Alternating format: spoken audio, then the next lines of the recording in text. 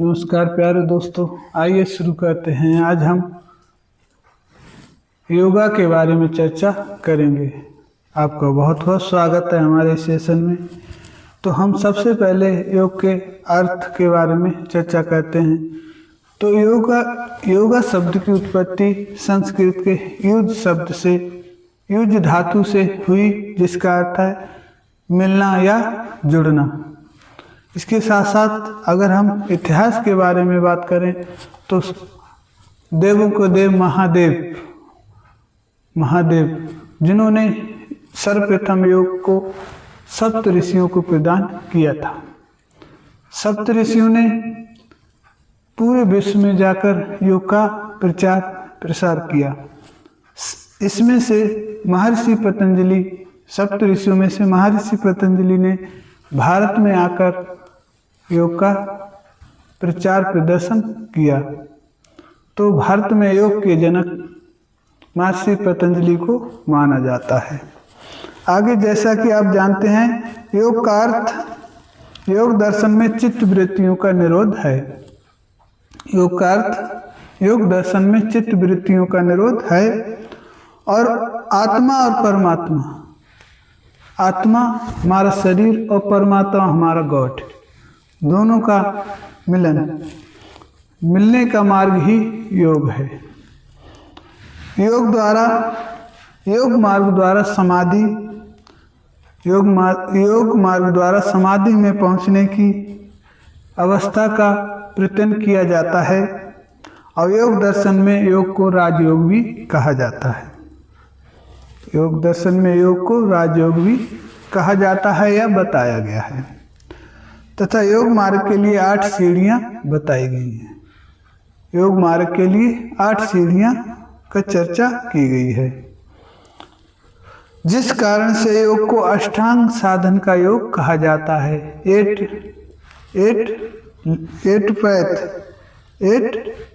Fold path of yoga, 8 fold path of yoga भी कहा जाता है।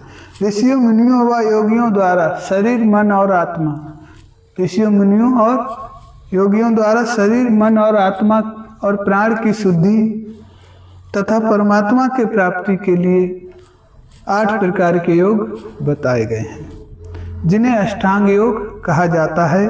अष्टांग योग के मार्ग जो निम्नलिखित हैं, उसके बारे में हम चर्चा करेंगे। इसके साथ साथ ही सबसे पहले हम योग की कुछ महत्वपूर्ण परिभाषाएं जो हर एग्जाम में पूछी जाती हैं या डिस्क्रिप्टिव एग्जाम में लिखने के लिए बेस्ट रहेंगी, आइए उनके बारे में चर्चा करते हैं। जैसा कि आप जानते हैं, योगा एजुकेशन क्या, योग शब्द की उत्पत्ति युज धातु से हुई, जिसका अर्थ है जुड़ना या मिलन होना। ठीक है। योग की परिभाषाएं, डॉक्टर संपूर्णानंद पूरे आनंद के साथ क्या कहते हैं? आत्म संस्कार का एकमात्र ही योग, आत्म संस्कार का साधन एकमात्र योग है। एकमात्र योग, आत्म संस्कार का एकमात्र उपाय योग है। इसके साथ साथ भगवत गीता में योग को क्या बताया गया है? योगा कर्मश कौशलम, कार्य करना, कर्म को करना ही योग है। योगा शमत्यम योगा उच्यते। महर्षि पतंजलि क्या कहते हैं? महर्षि पतंजलि कहते हैं योग चित्त वृत्ति निरोधा, यानी चित्त वृत्तियों को रोक लेना, उन पर कंट्रोल कर लेना ही योग है। ठीक है। आगे देखिए, अब आगम कहते हैं योग समाधि है। आगम ने स्पष्ट कर दिया, योग डायरेक्ट उन्होंने एक ही शब्द ले लिया, योग समाधि है, योग समाधि है। और वेद व्यास की जब भी बात होगी तो वेदों में शिव का वर्णन होता है, तो इससे याद रखेंगे शिव और शक्ति का मिलन ही योग है। शिव और शक्ति का मिलन ही योग है। इसके साथ साथ हम 8 लिम्स की बात करें, यम, नियम, आसन, प्राणायाम, प्रत्याहार, धारणा, ध्यान, समाधि। यम से लेकर हमारे प्रत्याहार तक जितने भी ये साधन हैं, ये सभी एक्सटर्नल लिम्ब के अंतर्गत आते हैं। और धारणा, ध्यान, समाधि ये हमारा इंटरनल लिम्ब कहा जाता है, इन्हें इंटरनल लिम्ब कहा जाता है। ठीक है, आइए इनके बारे में समझते हैं, इनकी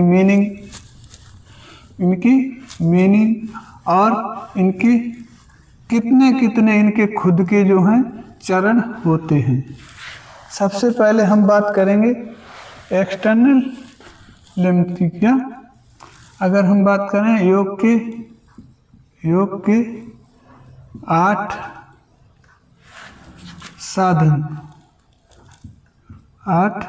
साधन कौन कौन से हैं?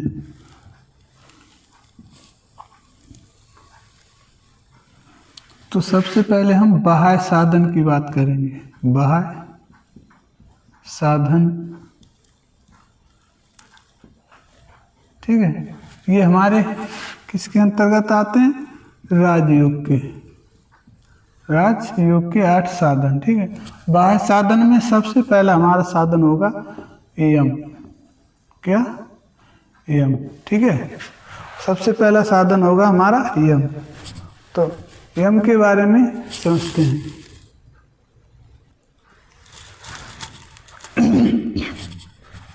तो आइए शुरू करते हैं यम। ठीक है, यम। ठीक है, यम के कितने भाग हैं? यम का उद्देश्य क्या है?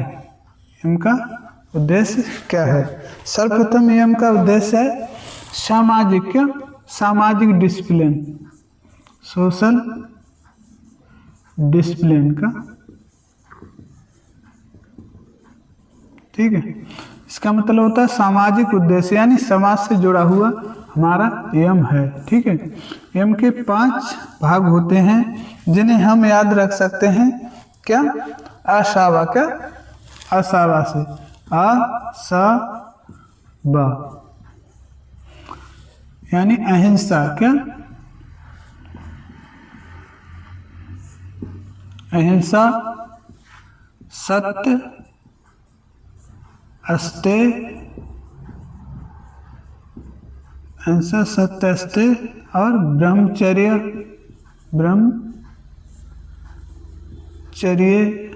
अहिंसा, सत्य, अस्तेय, ब्रह्मचर्य, अपरिग्रह। क्या?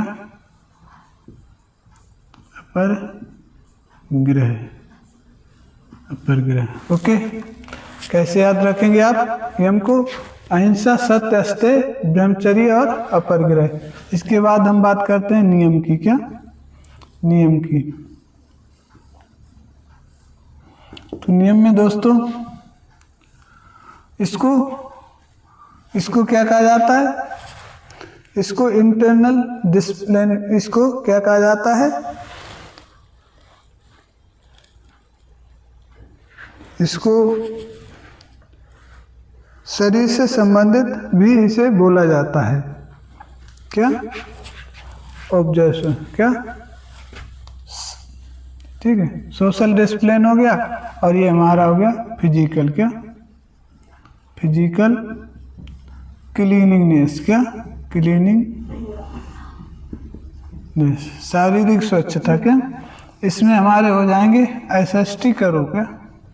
SST करो तो आप ऐसा ही बन जाओगे। कैसे याद रखेंगे? सर्वप्रथम क्या आएगा हमारा? शौच। क्या? शौच। शौच से मतलब है स्वच्छता। क्या? शारीरिक स्वच्छता। इसके बाद आ गया हमारा संतोष, यानी जितना भी हमारे पास है उस पर हमें संतोष रखना है। इसके बाद तप, यानी तप का उद्देश्य होता है कार्यों के, अपने कर्म के लिए कष्ट, अपने जो मंजिल है, अपना जो उद्देश्य है उसके लिए कष्ट सहना। ठीक है, इसके बाद संतोष, तप, स्वाध्याय, यानी अपने स्वयं के बारे में अध्ययन करना है कि हमारे अंदर कोई विकार तो नहीं पड़ रहे हैं, हम परमात्मा की तरफ जा रहे हैं नहीं जा रहे हैं। इसके बाद ईश्वर प्राणिधान, ईश्वर प्राणिधान, इसका उद्देश्य होता है ईश्वर को समर्पित हो जाना। क्या? यम नियम आसन। हमारा तीसरा लिंब क्या है? आसन। क्या? आसन। ये दोस्तों आसन में जितनी भी यौगिक क्रियाएं की जाती हैं जिससे हमारा शरीर लंबे समय तक किसी समाधि को प्राप्त करने में मदद करे, उसके लिए आसन हमारे 3 प्रकार के बताए गए हैं। कितने? 3 प्रकार के। कौन कौन से? सर्वप्रथम हमारा सांस्कृतिक आसन। क्या? सांस्कृतिक आसन। ठीक है, ये वो आसन होते हैं जिनसे हमारे शरीर को, पोस्चर को सही किया जाता है। इसके बाद आरामदायक आसन। क्या? आरामदायक आसन, यानी जिससे हमें शांति प्राप्त होती है। और इसके बाद हमारा आ गया सांस्कृतिक आसन, आरामदायक, और तीसरे हो गए ध्यानात्मक आसन। क्या? ध्यानात्मक आसन। इनके द्वारा हमें ध्यान की प्राप्ति की जाती है। ये ध्यान करने में हमें मदद करते हैं। यम नियम आसन। अब अगला हमारा प्राणायाम। क्या? प्राणायाम। इससे क्या किया जाता है? इससे अंदरूनी, क्या, इंटरनल, क्या किया जाता है? स्वच्छ, इंटरनल स्वच्छता की जाती है। ठीक है, इसको आप याद रखेंगे। एक टर्म होता है पुकार। क्या? पु का और पुकार। ठीक है, और ये हमारी किसकी? आंतरिक सफाई के लिए यूज किया जाता है। पुकार के लिए हमें 1, 4 और 2, यानी इस क्रम को याद रखना है। प्राणायाम को जब भी हम परफॉर्म करें उस समय हम सर्वप्रथम कम से कम 10 सेकेंड पू का मतलब है इनहेल करना। क्या? 1 मिनट। 10 सेकेंड अगर हम सांस को लें तो 40 सेकेंड तक उसे ग्रहण करके रखें, रोक के रखें। इसके बाद 20 सेकेंड में उसे निकालें धीरे धीरे। ये होता है सांस लेने का क्रम, श्वसन करने का क्रम। ठीक है, तो पू से हो गया हमारा, ठीक है, पूरक। पूरक, पूरक मीन्स लेना। क्या? लेना। क्या? श्वसन। यहाँ श्वसन की बात हो रही है। का से हो गया हमारा कुंभक। कुंभक, इसका यहाँ रोकना। क्या? बी लिख दे रहे हैं, यानी ब्रीथ, श्वास को रोकना। और रे से रेचक। रेचक यानी हवा का निकलना। क्या? श्वसन का, श्वसन को निकालना, श्वसन को निकालना। ये किस क्रम में होगा दोस्तों? ये 10 सेकेंड, ये 40 सेकेंड, और ये हमारा होगा 20 सेकेंड। ठीक है, मान लीजिए हमने सांस ली, 40 सेकेंड तक रोकेंगे, फिर धीरे धीरे छोड़ेंगे। ये हमारे श्वसन का क्रम होना चाहिए।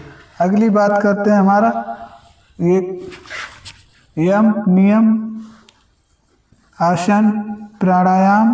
ठीक है, यानी यम को सोशल डिसिप्लिन कहते हैं, सामाजिक उद्देश्य, अहिंसा, किसी पर हिंसा नहीं करना चाहिए, सत्य, हमेशा सत्य बोलना चाहिए, अहिंसा सत्य, अस्तेय यानी चोरी ना करना। इसके बाद ब्रह्मचर्य, ब्रह्मचर्य का पालन करना चाहिए। ठीक है, और अपरिग्रह, ये फिर ग्रह का भी त्याग कर देना चाहिए।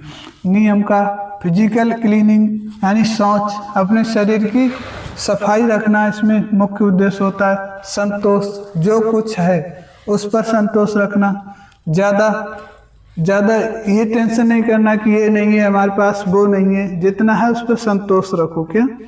संतोष रखो। तो इसके बाद तप, कार्य के लिए कष्ट सहना। क्या? अपनी जो मंजिल है, कोई उद्देश्य है, उद्देश्य के लिए कष्ट सहना। इसके बाद स्वाध्याय के बाद स्वाध्याय यानी फिर स्वयं का अध्ययन करना, अपनी शारीरिक क्रियाओं को इंटरनल, बाहर और एक्सटर्नल, ईश्वर प्रणिधान, ईश्वर को समर्पित हो जाना, यानी ईश्वर के बारे में भी अध्ययन करना। आसन, इसके बाद तीसरा हमने पढ़ा आसन। आसन कैसे होता है? सांस्कृतिक आसन, आरामदायक आसन और ध्यानात्मक आसन।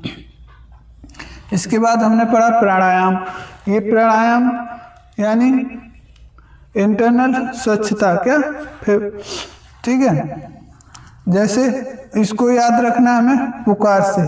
प्राणायाम, प्राण का मतलब होता है श्वसन, आयाम में लेना, प्राण को यानी हवा को, श्वसन को कैसे लेना है उसका क्रम दिखाया जाता है इसमें, उसको याद रखना है हमें पुकार से।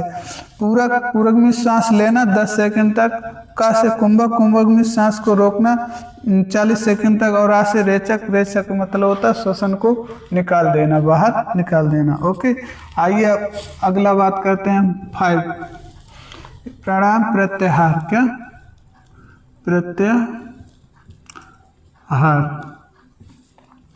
इसका दोस्तों मतलब होता है सेंस कंट्रोल, यानी अपनी इंद्रियों पर इस तरह से कंट्रोल कर लेना कि उनके जो है एक्सटर्नल और इंटरनल उनमें कोई हलचल ना हो, इनमें कोई हलचल ना हो। ठीक है, ठीक है। प्राणायाम ये ठीक है, यह नियम आसन प्राणायाम। प्राणायाम के बाद हमने पढ़ा और प्रत्याहार, सेंस कंट्रोल, यानी इंद्रियों पर नियंत्रण कर लेना, विषय वासना से थोड़ा दूर रहना। ठीक है, ये 2 शब्दों से मिला है, प्रत्य प्लस आहार, 2 शब्दों का मेल है, अर्थात इंद्रियों को विषय वासना से दूर रखना ही प्रत्याहार है। और इंद्रियों में प्रत्याहार में इंद्रियों को भारी विषय वासनाओं से दूर कर उन्हें अंतर्मुखी बनाया जाता है। प्रत्याहार सिद्ध साधक को इंद्रियों पर अधिकार, मन की शुद्धता, तप की वृद्धि, शारीरिक स्वास्थ्य, समाधि प्रवेश करने में क्षमता प्राप्त करता है। ठीक है दोस्तों, प्रत्याहार के बारे में हमने समझा। अब हम देखते हैं, ठीक है, इसके बाद हम देखते हैं हमारे प्रत्याहार के बाद आंतरिक अंग का आंतरिक अंग। ठीक है, इंटरनल लिम्स हमारे कितने बताएं? 3।